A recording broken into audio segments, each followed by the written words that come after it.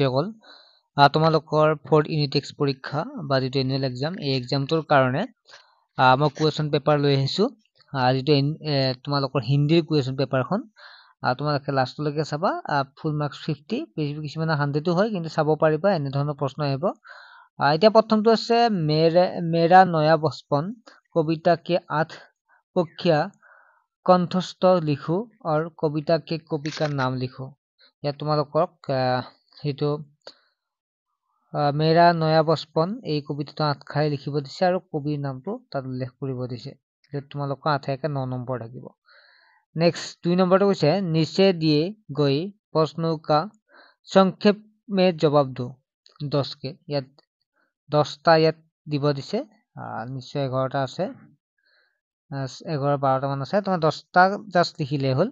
ইয়াত প্ৰথমটো হৈছে संसार का सबसे पहला ग्रंथ कौन सा है आंसर হ'ব वेद হ'ব ঠিক আছে नेक्स्ट 2 নম্বৰটো হৈছে कालिदास ने किस भाषा में ग्रंथ रचना की थी कालिदास संस्कृत भाषा ঠিক আছে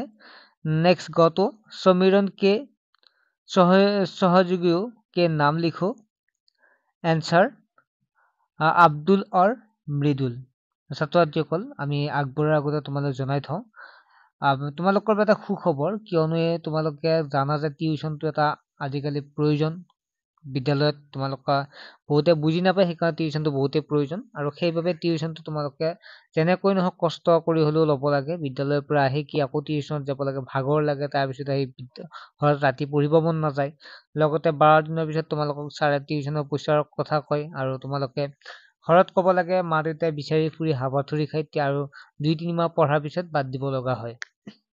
হতে তেনেকুৱা সমস্যা সমাধান কৰিবৰ কাৰণে এছআই এডুকেশ্যন আহিছে আৰু এছআই এডুকেশ্যন এই সুবিধা লৈ আহিছে যে তোমালোকক 99 টকাতে মোবাইলতে ঘৰতে পঢ়াৰ ব্যৱস্থা কৰি দিছে আৰু যদি কোনো ছাত্ৰতে জয়েন হ'ব বিচাৰে নাম্বাৰটোত এছএমএছ কৰিব পাৰিবা মেথ সায়েন্স ইংলিশ আৰু সোশ্যাল ল'ব পাৰিবা মাত্ৰ 99 টকাত গতিকে তোমালোকে এই যেটো হোৱাটসঅ্যাপ নম্বৰ আছে হোৱাটসঅ্যাপ নম্বৰতে এছএমএছ কৰিবা তোমাৰ নামটো লিখিবা ডিস্ট্ৰিক্টখনৰ নাম লিখিবা ক্লাছ লিখিবা আৰু অনলাইন ক্লাছত জয়েন হ'ম বুলি কবা এডমিশন হৈ আছে কাৰণ বহু ছাত্ৰছাত্ৰী যেহেতু সেইকাৰণে এডমিশনটো লৈ থকা হৈছে পিছলৈকে সিট যেহেতু কম আছে গতে সিটটো কেপাসিটি বন্ধ হৈ যাব গতে সোনকালে এডমিশনটো লৈ লোৱাটো ভাল ঠিক আছে এডমিশনটো লৈ লোৱা জয়েন কৰাই দিম ঠিক আছে নেক্সট আমি হ নম্বৰ প্ৰশ্ন লৈ আহিছো বাৰ ৰাহত সংবোধি সভা के अध्यक्ष कौन से यार आंसर तो जे चाও তেতিয়া হলে পৰমানন্দ দাস যেটা পৰমানন্দ দাস হৈছে नेक्स्ट कवियत्री चौहान ने किससे बुला रही थी यार आंसर হ'ব 55 प्रथम যেটো ছ আছে এই ছটোত कवियत्री के मित्री खिलाने कौन आई थी 55 ঠিক আছে कवियत्री के चौहान ने किस बुला रही थी कवियत्री के मित्री खिलाने के कौन आए थे बेटी ठीक है क्या तुम्हें भी बचपन प्रिय है मुझे भी बचपन प्रिय है ब्रह्मपुत्र अंत में अपने की किस खाड़ी में छिप देता है बंगाल की साड़ी पुराने के अनुसार ब्रह्मांड के पिता कौन है ब्रह्मा मिस्मी लोग ब्रह्मपुत्र की किस नाम से पुकारते हैं आंसर ब्रह्मपुत्र लुइट कैसे लुइट प्रमुख नदी द्वीप माजुली किसके गोद में बसा है ब्रह्मपुत्र नीलाचल पहाड़ी पर किसका मंदिर है कामाख्या मंदिर 3 नंबर तो दिया আছে निम्नलिखित प्रश्नों के दिए गए उत्तर में से एक उत्तर सही है सही उत्तर चयन कर रिक्त स्थानों में पूरा करो ইয়াত কি কৈছে ইয়াত যেটো নিম্নস্থান খালি ঠাই আছে খালি ঠাইটোত ইয়াত চাৰিটাৰ ভিতৰত এটা কোনটো হ'ব শুদ্ধ হৈছে देश नामक राष्ट्रीय उद्यान मेरा साथी है काजीरंगा। देश ने मुझे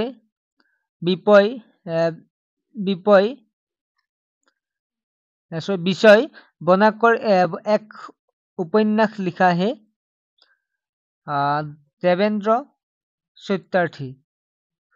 doctor Bhupen Hazarika next question गो तो इस देश से मैं उग्र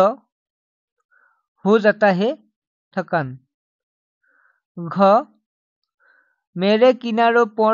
लगे बानों की देश मनुष्यों ने नष्ट कर दिया लालची। हमारे देश से अनेक देश बोली जाती है भाषाई। नम्बर 4 ছাত্ৰ ছাত্ৰীসকল বাকীখিনি তোমালোকক মই হোৱাটছএপৰ জৰিয়তে বুজাই দিম, হোৱাটছএপ গ্ৰুপত দি দিম। তোমালোকে সোনকালে অনলাইন ক্লাছত জইন হোৱা, যিটো হোৱাটছএপ গ্ৰুপ এড হৈ তোমালোকে ক্লাছ 7ৰ পৰা পঢ়িব, ক্লাছ 9ৰ পৰা পঢ়িব পাৰিবা।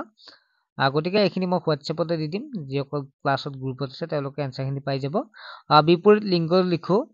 বেল দিন সফেদ বকৰা পিতা লড়কি। 5 নম্বৰ এক পৰ্যায়ৰ শব্দ को লিখো পানী পেৰ চিল কমল দুশ্ৰী। এনেকুৱাকে তোমালোকে বাকীখিনি শব্দ লিখো ব্ৰফুল্লি মধুৰ বচপন নিৰ্মল কুটীয়া পৃথিৱী আকাশ। লিংগ নিৰ্ণয় কৰো পানী আখো কিতাপ মকান। 8 নম্বৰ बार पीड़ितों को सहायता के लिए अपने जिला उपायुक्त महोदय के एक आवेदन पत्र लिखो। 9 নম্বৰ हिंदी में अनुवाद करो। हिंदी আমাৰ ৰাষ্ট্ৰভাষা, তুমি হিন্দী লিখিব জানানে? ব্ৰহ্মপুত্ৰ অসমৰ প্ৰধান নদী।